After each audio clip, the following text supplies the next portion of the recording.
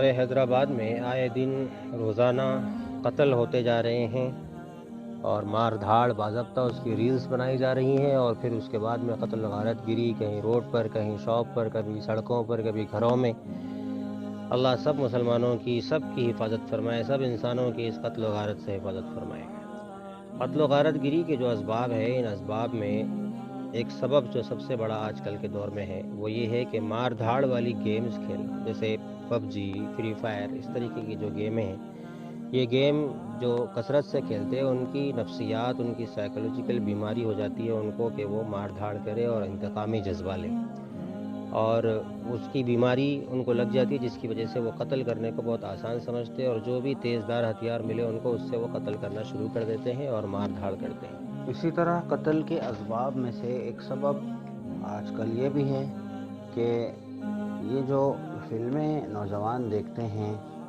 اور اس پر کوئی روک ٹوک ماں باپ کی طرف سے بھی نہیں لگائی جاتی، نہ معاشرے کی طرف سے لگائی جاتی ہے۔ فلمیں دیکھ دیکھ کر قاتل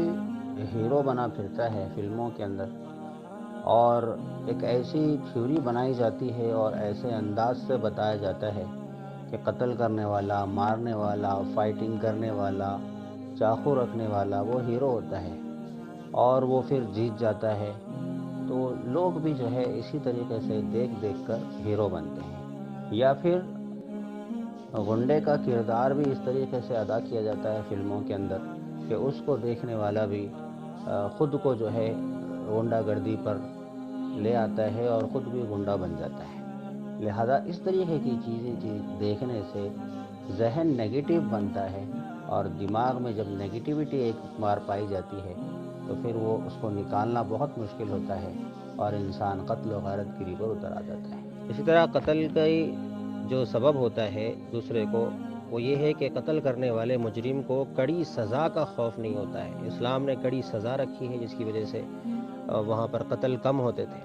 اور آج بھی جہاں پر بھی اسلامی سزا نافذ کی جاتی ہے وہاں پر آج بھی قتل بہت کم ہوتے ہیں، وہاں پر ریشو بہت کم ہے۔ تو یعنی قتل کا بدلہ قتل ہے۔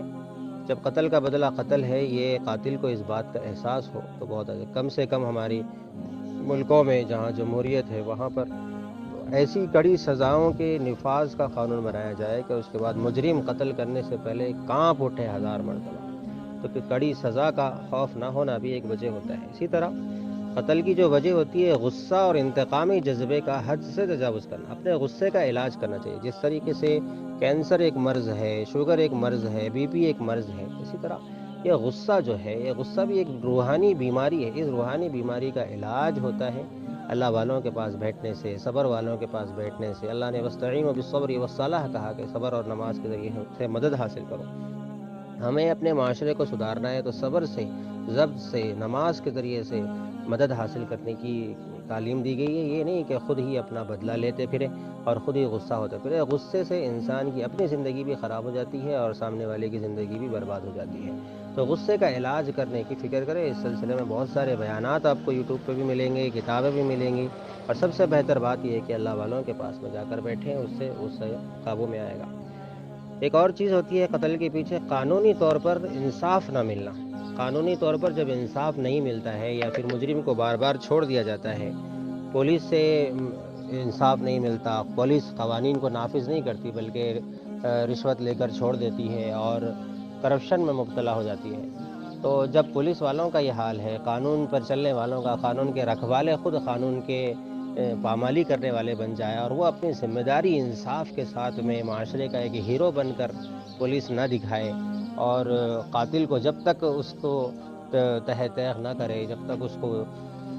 اس کے انجام تک نہ پہنچائے پولیس والے، اس وقت تک جو ہے قتل و غارت گری رکنا بہت ناممکن ہے، کیونکہ پولیس ہی قوت نافذہ اپنے پاس میں رکھتی ہے۔ باقی سارے صدر، وزیر اعظم، prime minister, C M, commissioner, کوئی مل کر اتنا کچھ نہیں کر سکتے جتنا کہ پولیس والے کر سکتے ہیں اور ہماری انٹیلیجنس کر سکتی ہے۔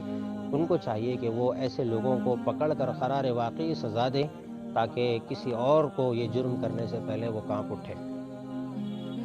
اور ہمارے حیدرآباد کے اندر یہ بہت ساری مرتبہ ہوا ہے الحمدللہ۔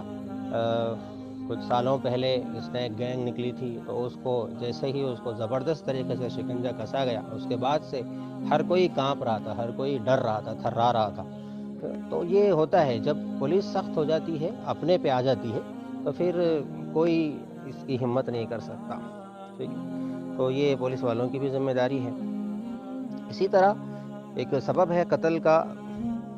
بر وقت جو ہے اپنے خاندان کے جو بڑے ہیں وہ بڑوں کی رہنمائی کا نہ ملنا۔ خاندان کے بڑوں کو چاہیے کہ وہ اپنے چھوٹوں پر، اپنے خاندان کے افراد پر نظر رکھیں کہ وہ کہاں جا رہے ہیں، کس سمت میں جا رہے ہیں، ان کا غصہ قابو میں ہے یا نہیں۔ خاندان میں کوئی فرد ہمیں غصے والا نظر آتا ہے تو اس کی تربیت کی فکر کرنا اور اس کو سمجھانے کی کوشش کرنا، ورنہ وہ غصہ بڑھتے بڑھتے قتل تک پہنچ جاتا ہے۔ اسی طرح لالچ، شہوات اور شبہات پہ مبتلا ہو جانا، یہ بھی قتل کا سبب ہوتا ہے۔ آخرت کی فکر نہ ہونا، صرف دنیا کی زندگی کو ہی سب کچھ سمجھنا، دنیا کے نقصان کو بڑا نقصان سمجھ کے بیٹھ جانا، اور اس کو حاصل کرنے کے لیے، کوئی عورت کو حاصل کرنے کے لیے قتل کر رہا ہے، کوئی دولت کو حاصل کرنے کے لیے قتل کر رہا ہے، کوئی لالچ کی وجہ سے قتل کر رہا ہے، کوئی اپنی عزت پہ بات آ جائے تو اس کی وجہ سے قتل کر رہا ہے۔ تو دنیا کی زندگی کو سب کچھ سمجھنا، آخرت کی فکروں سے دور ہو جانا، یہ بھی قتل کا سبب ہوتا ہے۔ جبکہ شریعت نے جو اس پر عذاب فرمایا ہے کہ شرک کے بعد سب سے بڑا کوئی گناہ ہے تو وہ قتل ہے۔ اللہ فرماتے ہیں قرآن میں، وَمَن يَقْتُلْ مُؤْمِنًا مُتَعَمِّدًا فَجَزَاؤُهُ جَهَنَّمُ خَالِدًا فِيهَا، جو کوئی مسلمان کو، کسی مومن کو قتل کرے تو اس کا ٹھکانہ اسی جہنم ہے کہ جس میں وہ ہمیشہ ہمیشہ رہے گا۔ اللہ کے نبی صلی اللہ علیہ وسلم نے فرمایا کہ کبیرہ گناہوں میں سب سے بڑا گناہ اللہ کے ساتھ کسی کو شریک ٹھہرانا، کسی انسان کو قتل کرنا، والدین کی نافرمانی کرنا اور جھوٹی بات کہنا، یہ شرک کے بعد میں جب سے بڑا جو گناہ کھا گیا ہے وہ قتل کرنا ہے۔ حضور صلی اللہ علیہ وسلم نے فرمایا کہ کسی مسلمان کو گالی دینا تو گناہ کبیرہ ہے اور اسے قتل کرنے کے لیے لڑنا کفر ہے۔ تو آج معاشرے میں گالی دینے پہ، بات بات پہ گالی دینے کا رواج چل رہا ہے، تو یہ گالی سے اپنے آپ کو بچائیں سب سے پہلے، اس کے بعد میں پھر قتل خود بخود رکے گا۔ چھوٹے گناہ سے بچائیں گے تو پھر بڑے گناہ سے خود بخود بچیں گے۔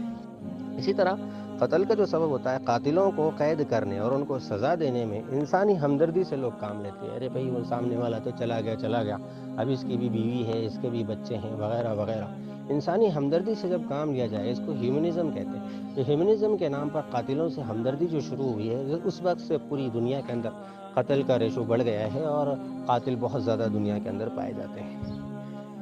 اسی طرح معاشرے کے جو اثر و رسوخ رکھنے والے افراد ہیں، سیاسی لیڈران اور سیاسی اثر رسوخ رکھنے والے لیڈران، اور اسی طرح علماء اور صحافی، دانشور، یہ معاشرے میں اثر رسوخ رکھنے والے افراد ہیں۔ یہ حضرات اس طرح کی خبروں کو جو آئے دن روزانہ ہو رہی ہے اس کو بالکل لائٹ لیتے ہیں، اور یہ تو ہوتا رہتا ہے، آج کل معاشرہ ایسا ہو گیا، اور اس کی ساری ذمہ داری پولیس کو دے کر اپنے آپ خاموش بیٹھ جاتے ہیں۔ جب تک یہ افراد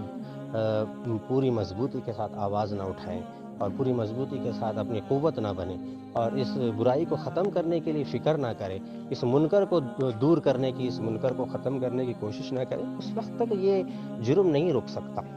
تو بڑے بڑے جلسے ہوتے ہیں ماشاءاللہ، ہزاروں پوفلیٹس تقسیم کی جاتے ہیں، پوسٹر لگائے جاتے ہیں، تو ایک جلسہ، ایک پوسٹرز، ایک گشتی مہم، ایک زبردست تحریک اس پر بھی چلائی جائے کہ قتل کتنی بڑی سنگینی کی چیز ہے اور کتنی بری چیز ہے، اور اس کے لیے بھی باضابطہ جلسے منعقد کیے جائے، اس کے لیے بھی باضابطہ پمفلیٹ، پوسٹرز چھاپے جائیں،